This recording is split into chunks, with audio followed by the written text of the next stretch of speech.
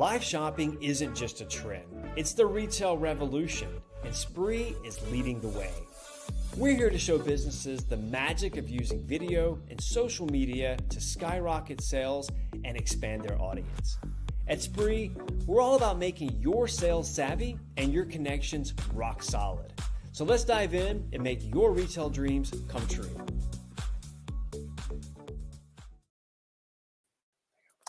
Hello, hello, and welcome to the stream. We are live. Yeah. It's good to have you. We are today going to talk about TikTok Shop and live shopping on Meta. So that's the overall theme of today's webinar. But we are joined in the studio today by a very special guest, flown all the way from the UK. It's Mr. Sam Gollings. Could you introduce yourself to the audience? Yeah, of course. Sam? So I joined the Spree team about 4 months ago.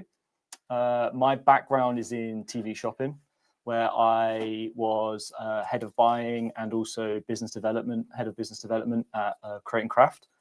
I did that for nearly 10 years, maybe over 10 years, actually. It's quite a long time. So, my background is kind of in live shopping, but via the platform of TV. And I met the guys at Spree, and they kind of encouraged me to come and join and help bring some of the experience I gained from the TV world into live shopping, so we can help create some success for our UK customers. Awesome. And I know that you've worked very closely with loads of customers to bring them to that point. And I'm really excited about the discussion we're going to have today. Yes, yeah, it's very relevant and very on topic, right? Exactly. Yeah. So, let's dive into it, folks. So what we'll do now is I will present with you my screen here. And well, one thing that we should mention is that there we go. Good. So one thing I want to mention is that there's a few housekeeping rules for the stream itself. So this means that you'll be able to actually ask questions regardless of whichever platform you're joining from, whether you're watching from LinkedIn, YouTube, or Facebook, and so on. So any questions that you ask, feel free to post them in the comments section. We'll be able to read them and answer them throughout. As well, we would love to hear where you're joining us from today. Yeah. I can imagine our viewers might be joining us from the UK, since that's a super relevant topic that we're touching on today. Definitely. Right. So let's dive into the presentation here. So what we're talking about is live stream selling on TikTok Shop versus Facebook and Instagram. It's a very very relevant topic today, and that's what we're going to touch on the agenda here. So just briefly to explain the framework for this conversation, we're going to be touching on the ban that's recently happened in the UK and kind of in the US. What's that? In the US. In the US, sorry. Thank you for correcting me on that. In the United States, and what repercussions that might have for TikTok Shop overall. Yeah. And then we're going to go more into the nitty-gritty of the platforms themselves. So live shopping on TikTok Shop versus Meta, meaning Facebook and Instagram. How does that compare to one another? And then we're going to talk a little bit about what's the best match for different types of businesses and their priorities. Yeah. And lastly, how can you get the most out of live shopping based on this conversation? So we're gonna dive into it and kind of provide the audience with hopefully a much more in-depth impression of what all of this means. Yeah. So first of all, let's dive into the state of the US ban on TikTok, because this has been a very, very trending topic ever since it was first signed into law. So the US Congress signed into law a ban on TikTok on the 24th of April of last year. And this was due to the fact that there were national security concerns. So the US government decided that they were going to block TikTok from being used. Now we've gone to the point where the ban was technically in effect on the 18th of January of this year, where the app was blocked from all US applications. So you weren't able to use TikTok anymore. And you might be able to see there on the screen. So you would get this warning when you try to open TikTok. Now, this was then reversed again 12 hours later due to an executive order signed by the newly re-elected President Trump, who, for political reasons, has extended the time in which the owner of TikTok, ByteDance, a Chinese company, have to divest TikTok from their portfolio. So meaning, in order for TikTok to avoid a ban, they have to sell at least 50% of their company to a US-owned distributor.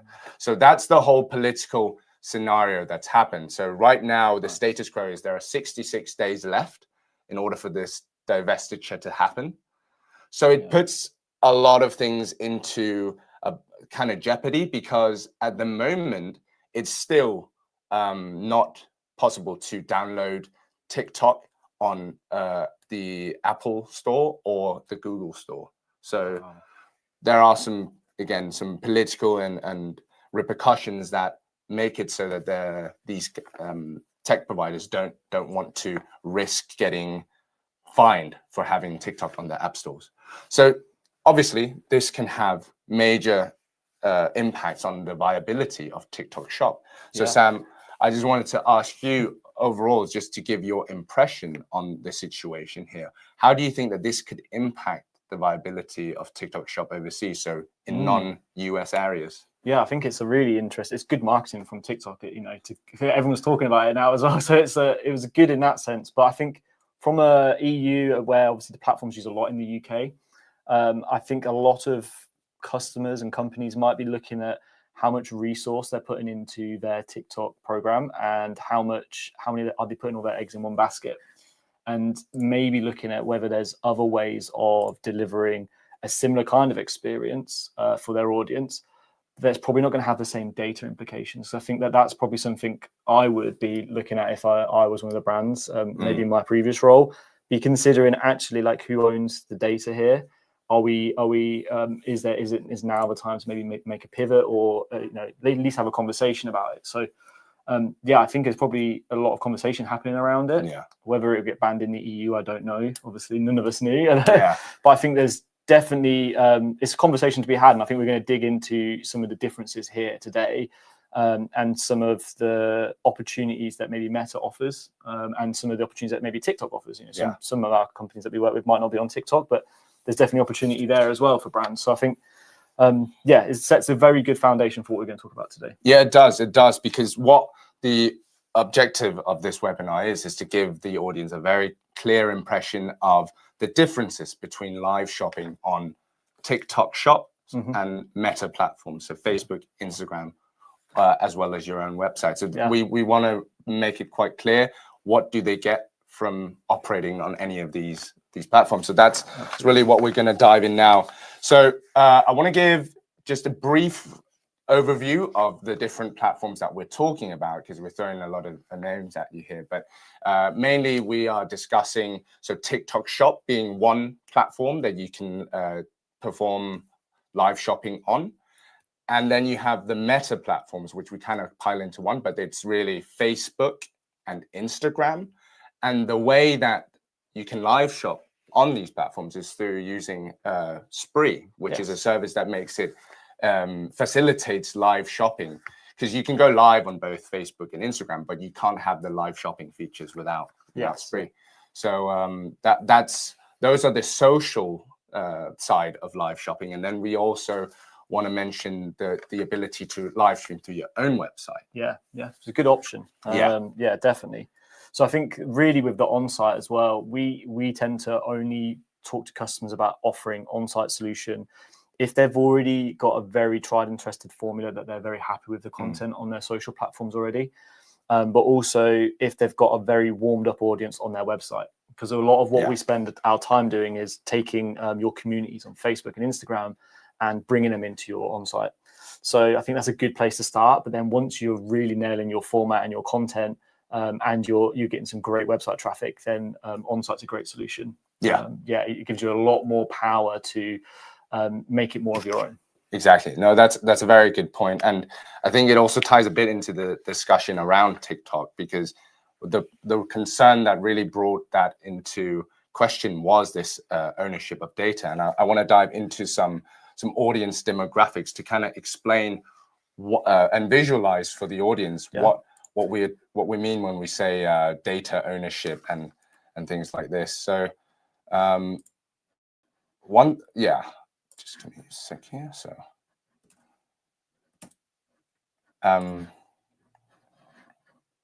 sorry, that's okay. I think should we talk about maybe some of the advantages of each platform and what? That's a good starting point. And why you might consider TikTok and Meta and what the pros and cons are either. So good stuff.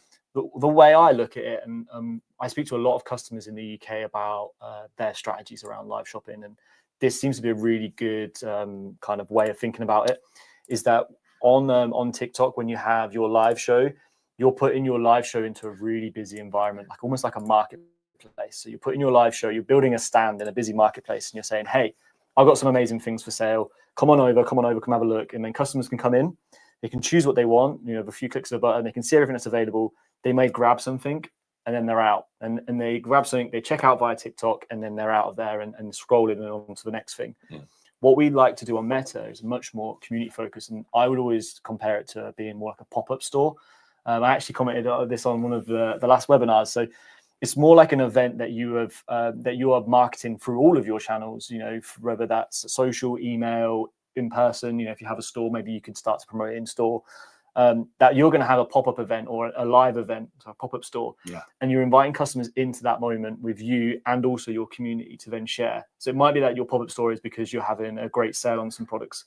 It might be that you're launching a brand new product, or it might be that you've got a whole collection and you want to see it on somebody, and you want to create an experience around how it looks and how it looks on people. And so we tend to see that actually customers then come into that pop-up event.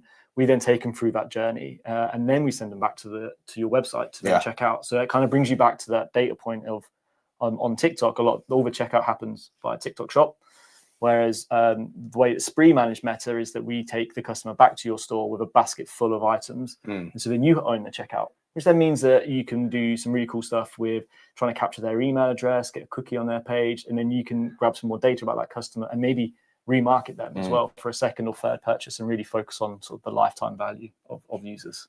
So it's really putting them into the flywheel of your brand and your business so that they come back for repeat purchases and then exactly that. And just to highlight some of the things that what we're showing on the screen here. So we're talking about different demographics overall from between TikTok and TikTok Shop and Facebook and Instagram. So this is both TikTok as an entity in and of itself, and it has overall they both have very large user bases. So 1.2 billion active users of TikTok globally. This may or may not be lower now with the US ban. Who knows? And then with Meta, over 3 billion users worldwide. So it's just a huge chunk of people. And it makes sense when you look at the next stat around the age groups, right?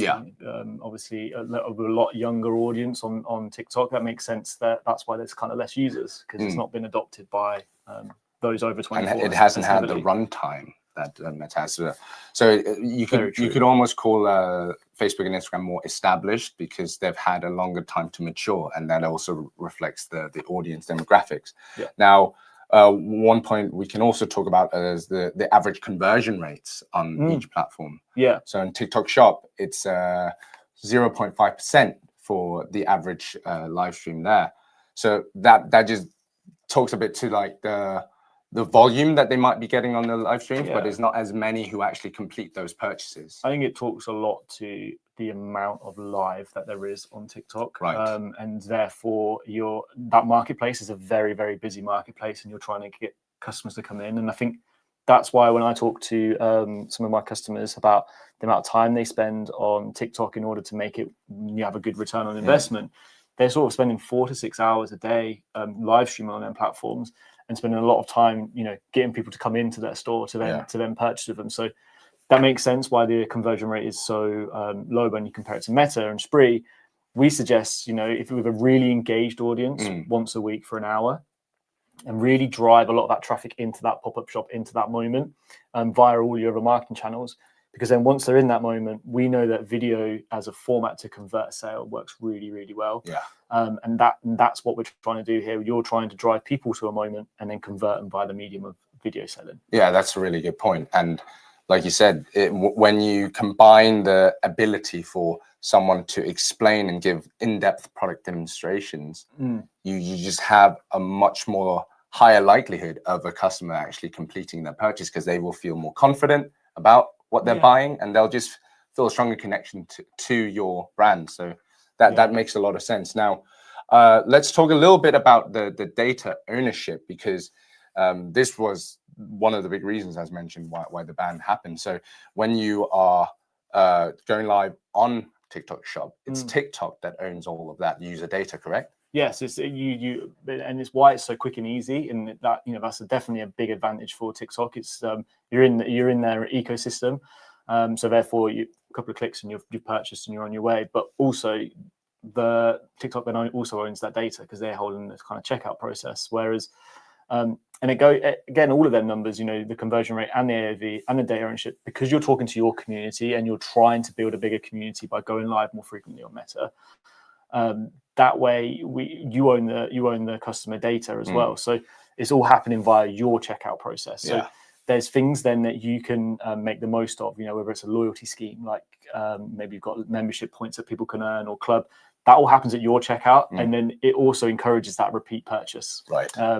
Same with things like in your checkout, like if you have ClearPay or Klarna or anything like that to split the payments and stuff. So all these things you've already invested in means you can have that. And also, more importantly, you capture their email address or their data so that you can then tell them about your next amazing pop-up event, or maybe encourage them for a second purchase. Right. I think that's a super important and valid point, that you just have more control as a vendor than you would have from this. Well, I guess on TikTok Shop, where they are the ones who really sit on all of the data. Yes. Yeah, I completely agree. Awesome. So, having talked about these differences and how they kind of compare to each other, how would you say, how would you explain it in terms of which platform suits different companies better? If that. Yeah, and I don't know if it's which. I don't want to make it. I wouldn't suggest it's a thing where you have to pick a platform. I think it depends on your company goals and what objectives you are looking to achieve. So I think if you're looking to acquire a new customer, maybe a younger customer, and to get your brand known to a younger audience, then absolutely, I think TikTok's a great strategy. You need to consider, though, the resource that it might take and the amount of time that you need to put in to really make that work for you. But it's a great avenue, because that's where a lot of young people are spending their time nowadays. Yeah. Whereas for Meta, I'd say it's a slightly different approach. We've talked a lot here about community, but it's about a community and you talking to your audience, and then via some of the cool things that we do at Spree with gamification and inducing the sale via comments. That live then becomes its own thing and starts to get boosted by Meta, and you naturally grow in your audience to look like your audience, and you're bringing them in and educating them. So I think it really doesn't have to be one or the other. I think it's a strategy point of what it is I'm trying to achieve in my marketing department, and I think that new customer acquisition, absolutely, TikTok works amazingly.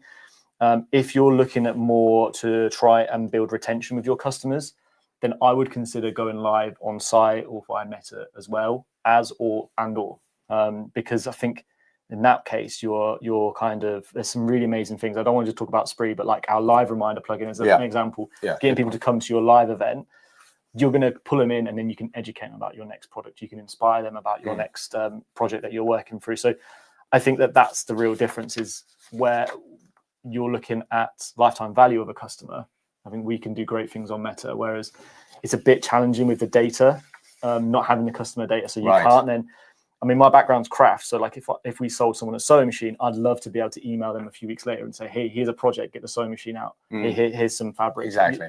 I don't think you can do that same thing on TikTok if you haven't captured the customer's data. Yeah, I think that's a super important point, and it speaks to how we kind of frame these two different platforms, because like you said, they're not mutually exclusive. They just serve different purposes. Exactly. So if your main intention is to kind of retain customers and build that recurring business. So having them have repeat purchases, but also come back to your brand and connect with that. Then live streaming and then live shopping on Meta or your own website it has some clear advantages, absolutely, right? Absolutely. And I think let's not forget as well that with Spree we have the clips feature. So if I do a once a week live on Facebook and Instagram, I can then clip that up and download them clips and push them back out to TikTok. So actually one can feed the other. Right.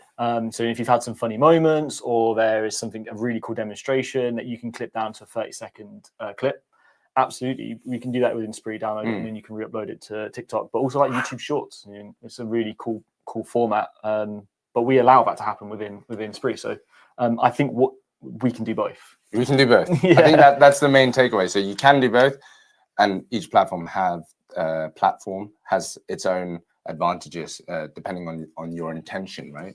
Yeah, absolutely. I think we see if you're a big company and you have a really large product catalog, I think to try and get that virality that you want to achieve on TikTok, where it's like that one product that does really, really well, or a handful of products that have that kind of magic moment, I think that's harder to achieve for a company that's got like a big catalog, like maybe a multi-brand or a multi-category retailer.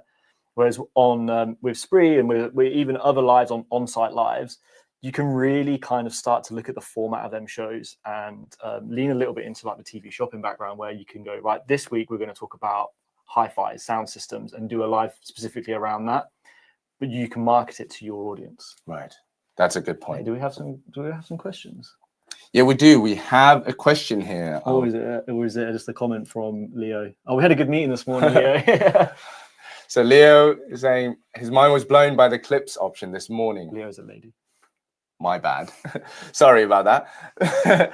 And she's looking forward to leveraging that content elsewhere. So that's just to your point that the application is there for you to have both streams if you wanted to. And if you are a Spree customer watching, don't forget that if you are a Shopify user as well, you can also push that content straight back to your Shopify product page.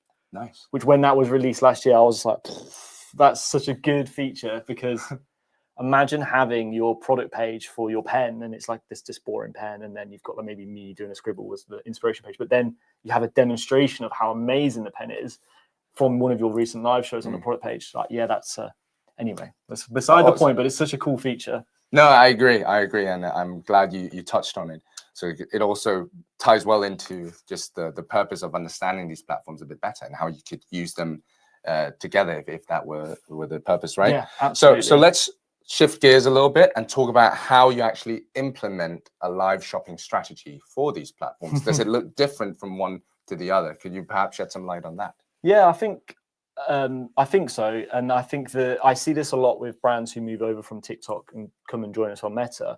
The implementation is quite straightforward for both. I think with TikTok, you have to obviously set up a TikTok shop and you have to have the products available within TikTok's kind of world and ecosystem. So once you've got that up set up, I think you create the shows, you go live as you do. But in terms of the format of the live, you kind of are. There's some really cool things like packing lives and stuff, which are really great things to watch. But the customer comes in, they click the button, they see everything that's available, they pick what they want, and then they can leave if they wish. Yeah. Whereas what we do over on Meta and with Spree, we have built-in integrations for Shopify, WooCommerce, Magento, a bunch of the big ones. So it's quite easy to get set up with your already built ecosystem.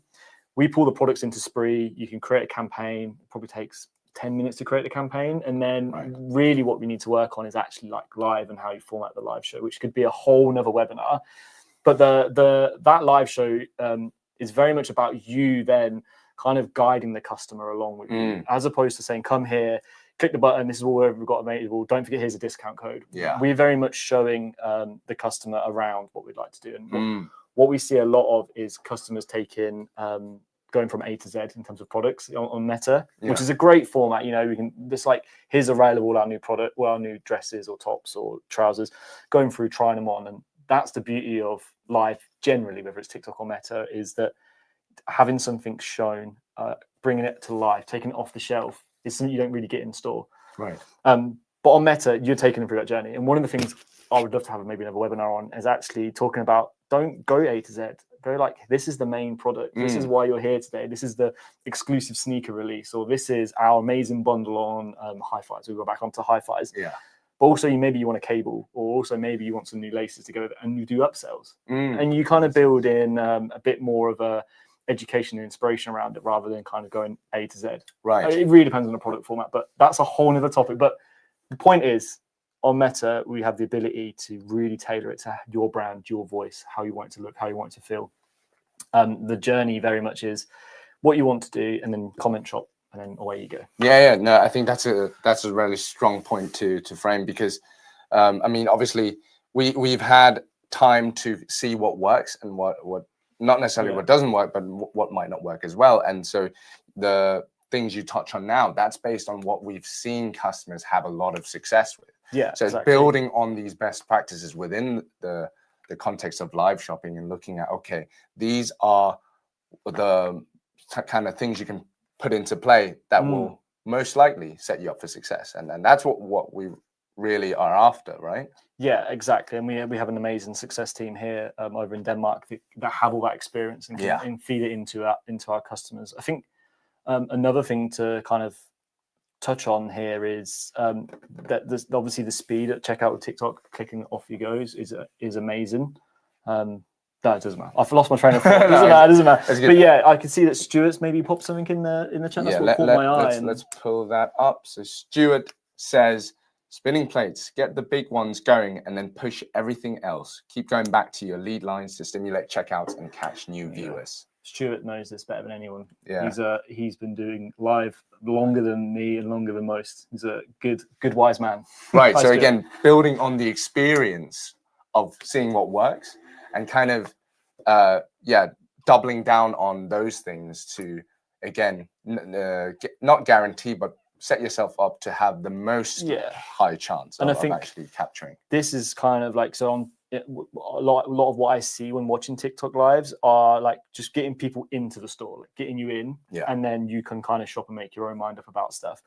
Whereas, let's say you're demonstrating a vacuum cleaner on a Meta live, you can show 3 different demonstrations of that vacuum cleaner during that live, and you can really engage and get the customer drawn in. And so one of the things I've been talking to the success team here about is actually don't be afraid to make that live show smaller, like make the product amount shorter. Go back as Stuart says to like that lead line, that big deal, and really push it. A lot of what we see when we customers go A to Z, and we're going off topic a little bit, is that they never go back to that product that's selling really well. Don't let it go. Like, don't let that opportunity go past. You know, it was selling really well for a reason. Go back, right? Show it in a different way. Talk about it again. Like that, you're leaving money on the table. And I think there's some nuances in the formats that perhaps the TikTok format doesn't allow for.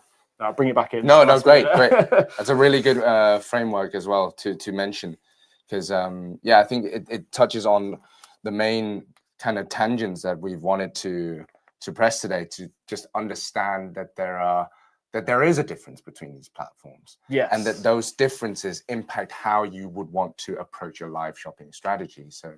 So if I can kind of sum up the conversation here around everything we've talked about, like, first of all, the uncertainty of TikTok is a bit, it hangs a bit in the balance, but there's loads of political reasons why that may or may not go through.